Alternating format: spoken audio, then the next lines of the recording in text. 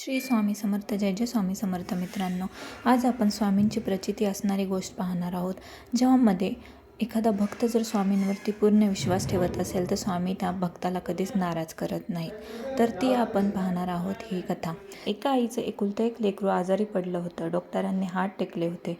आशा जवळजवळ संपलीच होती. डोळ्यात पाणी, ओठांवर फक्त एकच नाव होतं, स्वामी, माझं लेकरू वाचवा, काहीही करून माझं लेकरू वाचवा. तर ती आई रोज स्वामींच्या फोटोसमोर दिवा लावायची, काही मागायची नाही, फक्त रडायची. एका रात्री स्वप्न पडलं. श्री स्वामी समर्थ आले. डोक्यावर हात ठेवून म्हणाले, घाबरू नकोस, आईचं अश्रू मी कधीच वाया जाऊन देत नाही.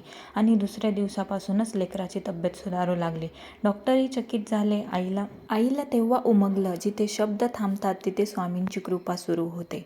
तर सगळ्यांनी स्वामी समर्थांवरती विश्वास ठेवा आणि स्वामींच्या नावाचा जप करत राहा. स्वामी कधीच त्यांच्या भक्तांना नाराज करत नाहीत. श्री स्वामी समर्थ. जय जय स्वामी समर्थ.